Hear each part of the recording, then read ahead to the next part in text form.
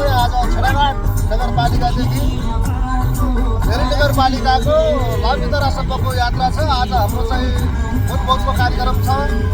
हाम्रो जुन वनभोजको जुन कार्यक्रम छ यो चाहिँ सफलतापूर्वक सम्पन्न हुनेछ भन्ने चाहिँ हाम्रो पूर्ण आशा विश्वास छ। हाम्रो चाहिँ आज रमाइलोको दिन छ। आज हामीले रमाइलो गर्नेछौँ भन्ने छ।